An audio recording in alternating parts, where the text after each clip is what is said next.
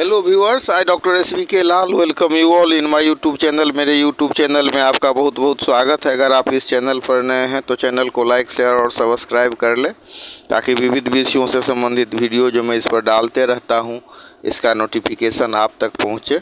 आज हम आपके लिए लेकर के आए हैं बहुत इम्पोर्टेंट टॉपिक।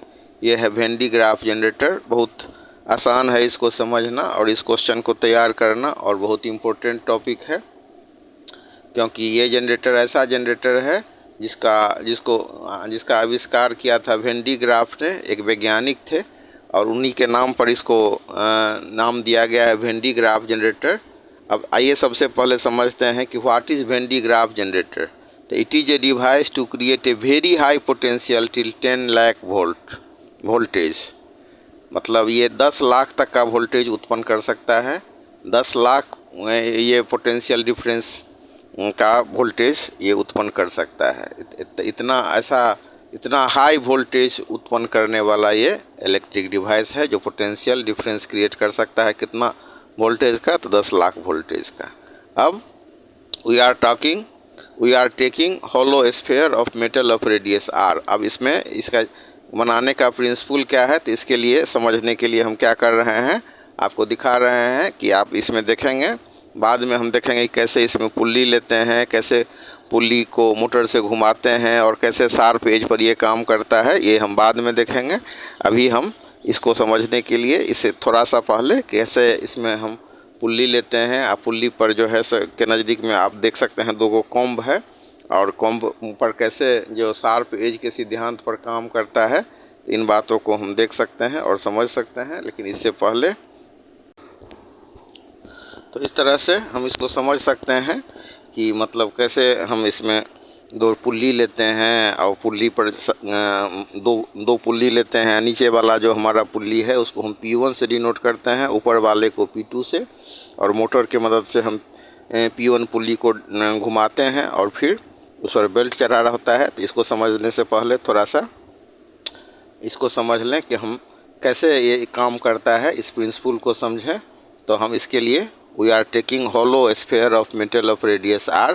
एक हम बड़ा सा होलो स्फीयर लेते हैं जिसका रेडियस r है। अब potential at the surface of a circle of radius r कितना होगा? तो अगर हम इसको v से डिनोट करते हैं पोटेंशियल को, तो हो जाएगा v बराबर KQ अपॉन r। और ये जो हम एक स्फीयर लेते हैं, होलो स्फीयर लेते हैं जो कि रेडियस r का है, उसी के सेंटर पर एक हम छोटा सा रेडियस लेते हैं जिसका कि रेडियस है स्मॉल r, और उस पर चार्ज कितना दिए हैं तो स्मॉल q। तो potential at the surface of A small circle of radius small r, तो इसको हम v डैश डिनोट करें इसके पोटेंशियल को, तो ये हो जाएगा v डैश बराबर के small q upon small r। अब potential at the surface of sphere, बड़ा जो स्फीयर है, तो हम लिख सकते हैं potential at the surface of big sphere कितना हो जाएगा? तो ये हो जाएगा v, इसको हम डिनोट करेंगे v कैपिटल R से, तो ये हो जाएगा KQ upon capital R plus K small q upon capital R। अब देख लीजिए कि फिर हम अगर मतलब potential at the surface of small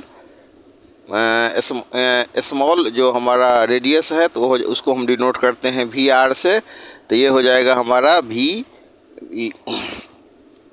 we are बराबर KQ upon R plus KQ upon R। अब जो ज़्यादा हमारा जो पोटेंशियल है उसमें से स्मॉल पोटेंशियल को घटा लेते हैं, यानी कि V small r minus V capital R।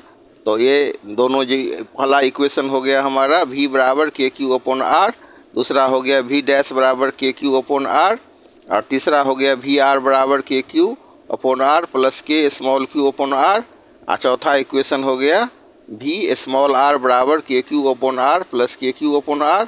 तो VR में से V small r minus V capital R को घटाते हैं, तो इस हिसाब से इक्वेशन 3 और 4 से हम देख सकते हैं कि इसका मान हो जाएगा K small q upon small r minus K small q upon R। तो इसी को हम लिख सकते हैं VR माइनस VR बराबर KQ 1 upon R 1 upon small r minus 1 upon capital R। अब छोटे स्फीयर का जो पोटेंशियल है वो ज़्यादा होता है और बड़े स्फीयर का पोटेंशियल कम होता है। इसको हम बढ़िया से समझ लें। इसके बाद हम समझ सकते हैं कि छोटे स्फीयर पर जो दिया गया चार्ज है, छोटे स्फीयर पर जो माने चार्ज हम देते हैं, वो वो स्फीयर के सरफेस पर आ जाता है। फिर चार्ज बढ़ता जाता है, चार्ज देने से पोटेंशियल बढ़ेगा और पोटेंशियल देने से इलेक्ट्रिक फील्ड बढ़ेगा। इलेक्ट्रिक फील्ड बढ़ने से क्या होगा, आसपास के एटम पर वो फोर्स लगाएगा और उसमें से इलेक्ट्रॉन को अपनी ओर खींच लेगा। और जब इलेक्ट्रॉन को खींच लेगा तो क्या हो जाएगा, वो मतलब वो पॉजिटिवली चार्ज हो जाएगा इलेक्ट्रॉन निकलने से, और एक्यूमुलेशन ऑफ मतलब इलेक्ट्रॉन हो जाएगा, कहाँ पर चिपकने लगेगा।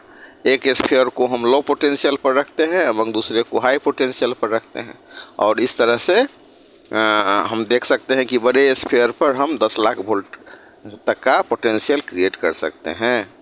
अब ये जो हम देख रहे हैं कि हवा के एटम से जो ये इलेक्ट्रॉन को खींच लेता है और वो पॉजिटिव आयन के रूप में परिवर्तित हो जाता है, तो इस तरह से क्या हो जाता है, ज़्यादा चार्ज जमा होने से नज़दीक का हवा आयोनाइज्ड हो जाता है। इस तरह पॉजिटिव आयन का फॉर्मेशन होगा और फ्री इलेक्ट्रॉन उत्पन्न हो जाएगा। इस तरह से एक कंडक्टिंग मीडियम क्रिएट हो जाएगा जिससे फ्री इलेक्ट्रॉन एवं पॉजिटिव आयन घूम रहे होते हैं, और फ्री इलेक्ट्रॉन बड़े स्फीयर के सरफेस पर मौजूद पॉजिटिव चार्ज की वजह से चिपकने लगेंगे तथा पॉजिटिव चार्ज और फ्री इलेक्ट्रॉन आपस में न्यूट्रलाइज हो जाएंगे। इस न्यूट्रलाइजेशन को हम लीकेज ऑफ चार्ज भी कहते हैं। इसीलिए इस पूरे डिवाइस को हम हवा के बजाय वैक्यूम में रखते हैं ताकि हम लीकेज ऑफ चार्ज को रोक सकें। अब हम देख रहे हैं कि ये कैसे काम करता है। तो अंदर की घिरनी छोटे स्फीयर की भांति काम करती है। एक बड़ा खोखला धातु का गोला लेते हैं जिसको हम इंसुलेटिंग स्टैंड पर रखते हैं। 2 पुल्ली लेते हैं जिस पर इंसुलेटिंग बेल्ट चढ़ा हुआ होता है। मोटर से पुल्ली को घुमाते हैं। अब हम P2 को बाहरी सतह से जोड़ देते हैं बेल्ट को। जब चार्ज हम P2 पर देते हैं तो बेल्ट के थ्रू आ जाता है, P1 पर आ जाता है और फिर आगे गोले के स्फीयर पर पहुंचता है। तो इस तरह से हम हाई पोटेंशियल क्रिएट करते हैं। इसमें एक कम्ब की भी भूमिका है। आप कम्ब की भूमिका को समझ सकते हैं।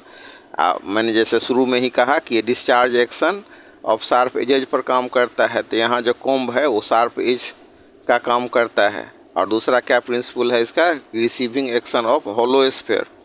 तो दोनों बात को हमको समझना है। इसको हम समझ लिए तो इसको हम अपने भाषा में लिख सकते हैं। चित्र बना लीजिए और मोटा मोटी कुछ बात सबको समझ लीजिए। एक ऐसा डिवाइस अरेंजमेंट है जो बहुत ही हाई वोल्टेज 10 लाख तक का पोटेंशियल डिफरेंस क्रिएट कर सकता है। और इसमें प्रिंसिपल की बात करें तो principle of when de Graaff generator आप देखते हैं ना, सिग्मा बराबर Q/A होता है। तो एरिया पर भी निर्भर करता है। तो शार्प एज पर एक्यूमुलेशन होने लगेगा चार्ज। नुकीला जो पॉइंट है उस पर चार्ज इकट्ठा होगा और नुकीले पॉइंट पर चार्ज डेंसिटी ज़्यादा होगा। तो इस तरह से हम देख सकते हैं कि electric discharge from sharp point, जितना पोटेंशियल इसके सरफेस पर होगा उतना ही पोटेंशियल इसके सेंटर पर भी होगा। और charge moves from higher potential to lower potential. तो ये इसका जो छोटा सा जो पुल्ली है उस पर क्या है कि पोटेंशियल ज़्यादा होगा। तो metallic comb high potential battery के पॉजिटिव टर्मिनल से जुड़ा हुआ है और निगेटिव टर्मिनल अर्थ से जुड़ा हुआ है। तो पुल्ली P1 और P2 पर बेल्ट चढ़ा हुआ है। तो पुल्ली जो है हमारा उसको P1 को हम घुमाते हैं मोटर से। तो पूरे डिवाइस को वैक्यूम या निष्क्रिय गैस से भर देते हैं ताकि लीकेज ऑफ एयर नहीं हो। और मतलब इसके डिमेरिट की बात करें तो बड़ा साइज हो जाता है। फिर इसको ऊपर देख रहे हैं ना आप, ये इस पर हम इसको कवर कर दिए हैं। तो पुराना सा डिवाइस है, ओल्ड टेक्नोलॉजी है। आजकल तो नया टेक्नोलॉजी आ गया है एक्सेलरेट करने के लिए ये जो एलिमेंट्री पार्टिकल सबको। लेकिन मतलब इससे के मदद से हम न्यूट्रॉन को एक्सेलरेट नहीं कर सकते हैं। और अब आजकल नया जो आ गया है एक्सीलरेटर सब, तो इस सब का उपयोगिता अब नहीं हो रहा है। लैब में आपको बेशक ये मिल जाएगा। तो डिमेरिट है कि बड़ा साइज है, पुराना डिवाइस है। और यूज की बात करें तो to create high potential lab में ये मिल जाएगा आपको, और म्यूजियम में भी मिल सकता है। तो इस तरह से हम इसको समझ सकते हैं। बहुत इम्पोर्टेंट है समझना और बहुत इंटरेस्टिंग भी है।